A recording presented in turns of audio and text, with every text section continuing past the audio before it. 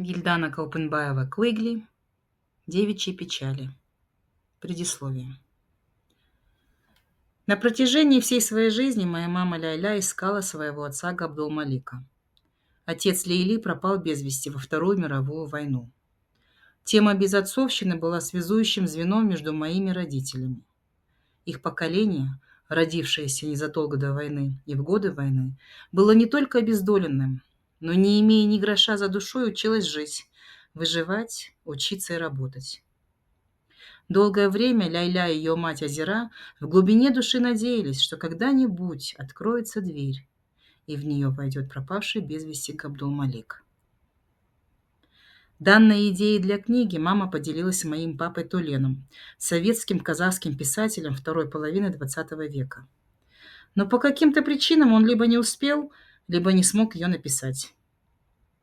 Будучи третьим и последним ребенком родителей, я была отдана в казахскую школу в то время, когда в советском миллионной Алма-Ате насчитывалось всего 5 казахских школ. Будучи поздним ребенком, мне удалось впитать в себя язык, культуру и манеры своих родителей, в доме которых не умолкала мелодичная казахская речь родственников из аула и всегда кипел чайник на плите. После того, как умерла Ляйля в 2017 году, и вслед за ней ушел отец в 2018 году, я, недолго думая, решилась написать книгу о маме, о ее молодости, опираясь на ее воспоминания и рассказы, под которые мы с мамой гуляли, готовили и проводили вместе свободное от моей учебы время. Глава 1. Знакомство. Амангельда не писал ей. Ни строчки, ни слова. Тишина такая, будто сквозь землю провалился, хотя прошло уже 2 месяца, и никто не звонил ей на проходную в общежитии Женпи. Ляля немного нервничала про себя, но виду подругам не подавала. «Сглазили», — думала она. Он ведь сам сказал, что повезет знакомиться со своей мамой этим летом. И зачем я поведала об этом отец? Интересно, долго ли я выдержу без него? Без наших прогулок после пар, без его кучерявой головы и точеного носа. Он так смешно его морщит, когда рассказывает истории в духе Майн-Рида. Месяц пролетел, я даже домой на праздники не съездила. Все жду его, как верная таза. Ой, пойду-ка я лучше умоюсь и причешусь. Завтра новый день, а Мангильда обязательно мне напишет или позвонит. Солнце скрылось за горизонтом. Алма-Ата, словно капризная девушка, изнемогала от жары днем, превращая асфальт под собой в мягкий и липкий. После жаркого майского дня, когда полдень сменился закатом, Алма-Ата пришла в себя, остыв так, что прохожие, суетясь, набросили на плечи оренбургскую паутинку, прижимая руки к груди.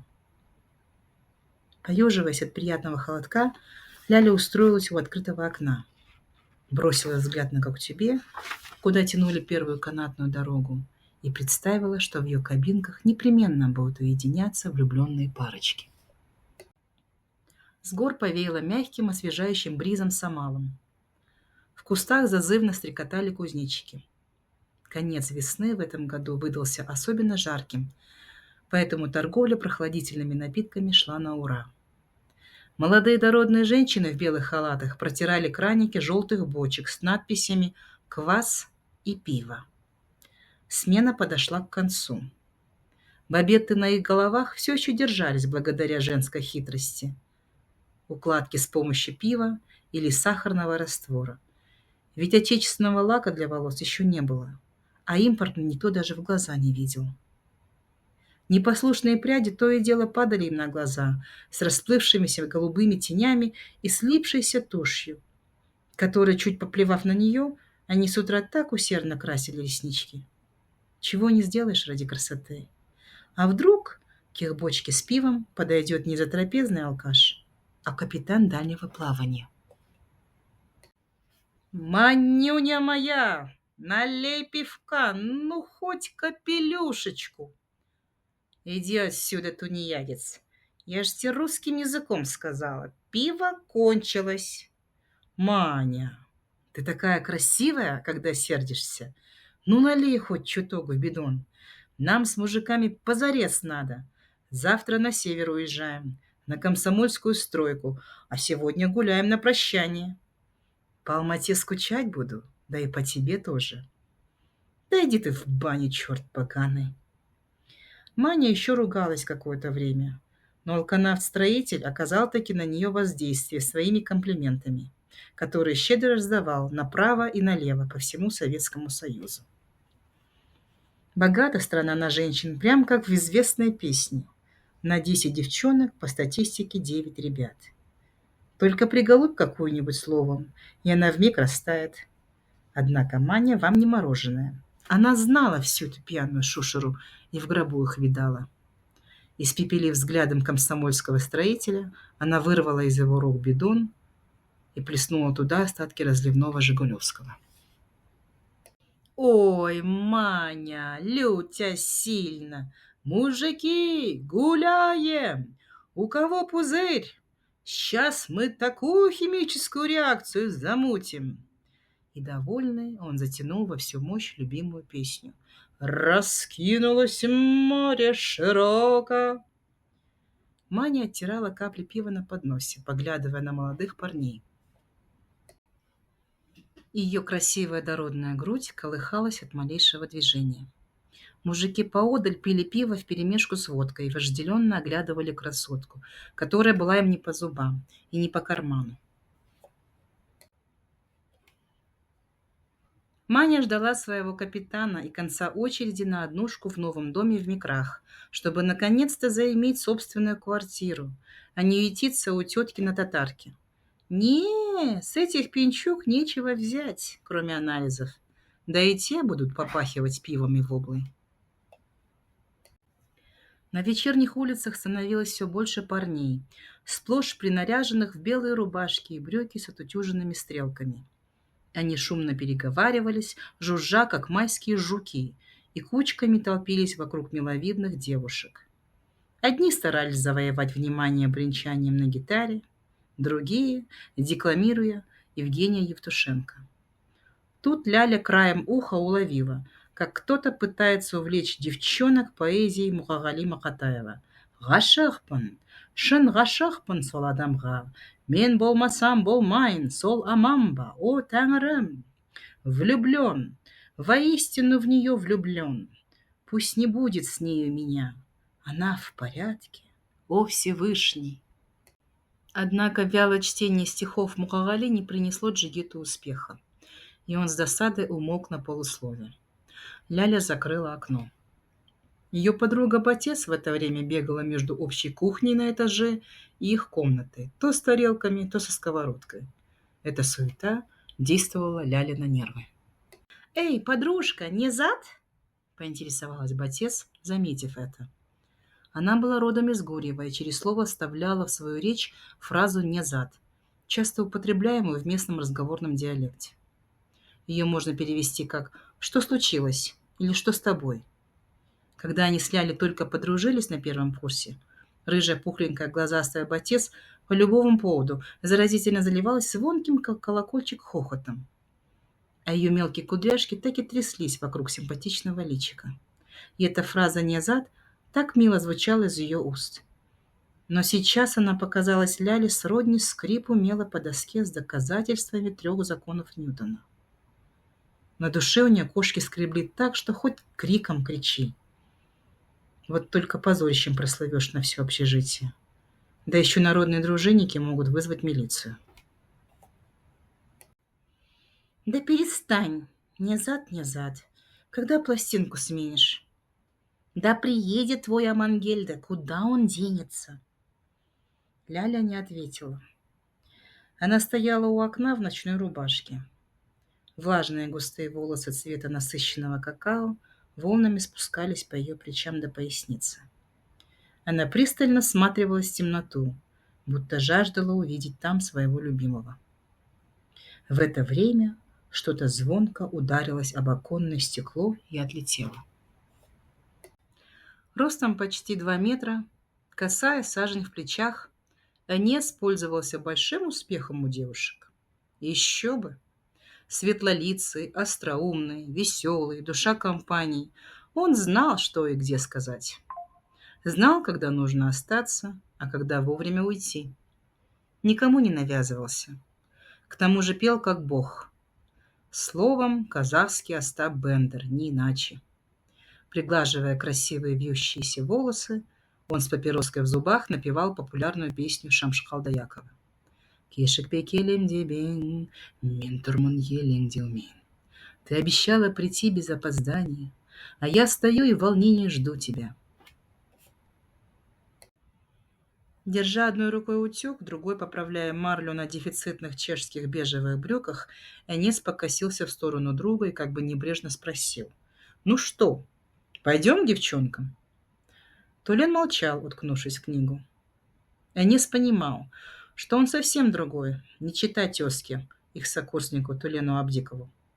Этот книжный червь, тяжел на подъем, все что-то пишет, пишет и пишет, не поднимая головы. Но более веселой компании не предвиделось. Большинство ребят разъехались по аулам, поэтому требовалось растормошить этого нелюдимого книгачея. «Пойдем, Женпи!» Энес повернулся всем корпусом и посмотрел на Тулена. Но тот и бровью не повел. «Токе, отложи-ка путь Абая. Мне кажется, сегодня твой путь лежит в общежитие Женпи, а точнее, во дворец белолицых пышноволосых перьев с осинными талиями». Снова не дождавшись ответа, он прибег к последнему аргументу. «В конце концов, ты ведь не умеешь играть в преферанс, а за пиво мне задолжал. Так что сегодня на повестке дня визит к девушкам, а Абай подождет». «Хорошо», — буркнул Тулен.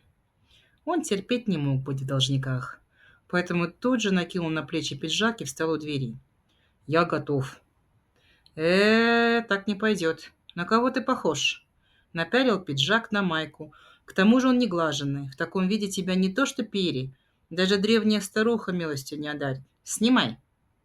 Есть среди твоих вещей что-нибудь красивое, нарядное?» «Да, вышиванка». «Что?» «Вышиванка. Рубаха украинская». «Хм, а ты не в курсе, что вышиванка уж давно не в писк моды? С Хрущевым ушла в небытие. Ну да ладно, ща мы тебя принарядим, как настоящего стилягу». «Как кого? Что еще за стиляга? Это слово вообще можно произносить?»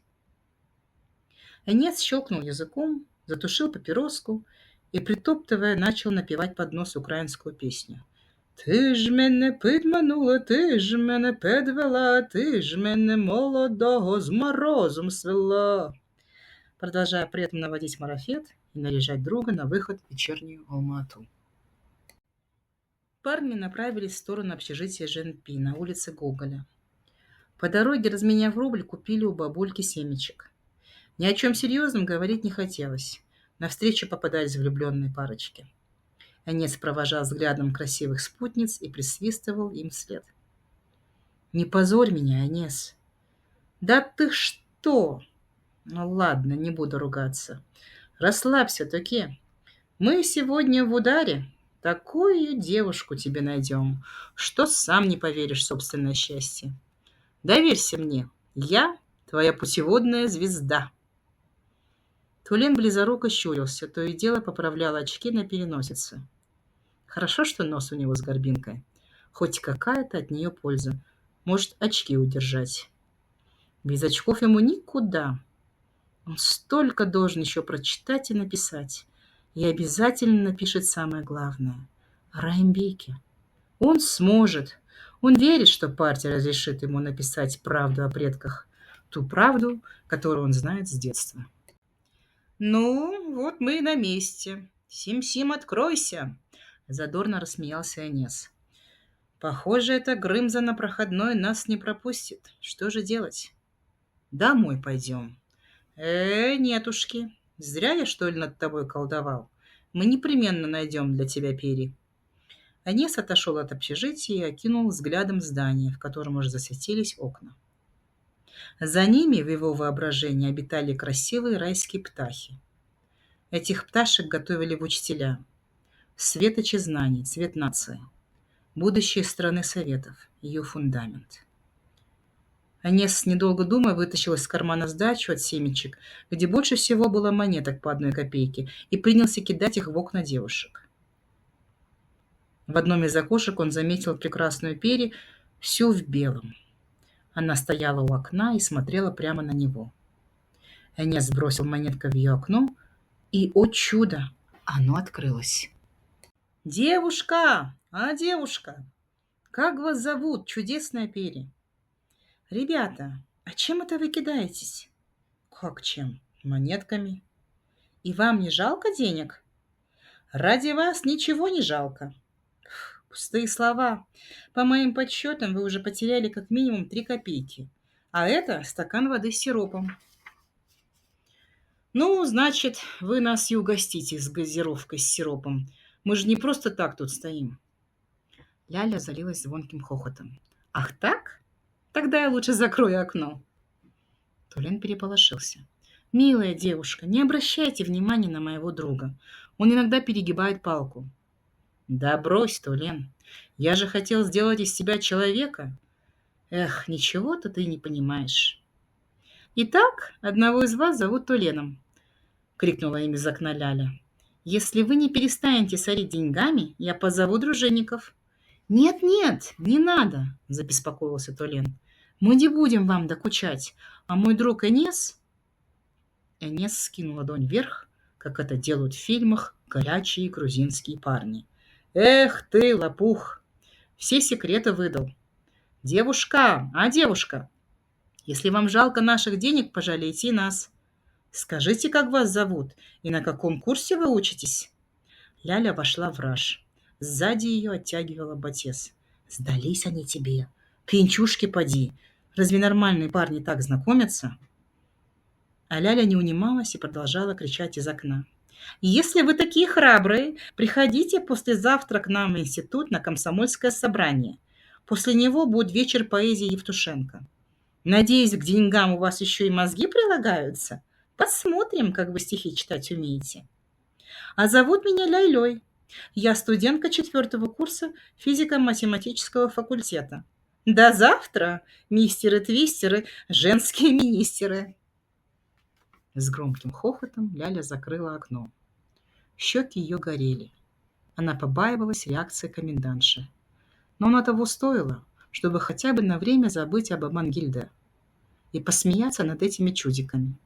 А послезавтра она наденет легкое белое платье и заткнет их за пояс, потому что никто, как она, не любит поэзию Евтушенко и Макатаева.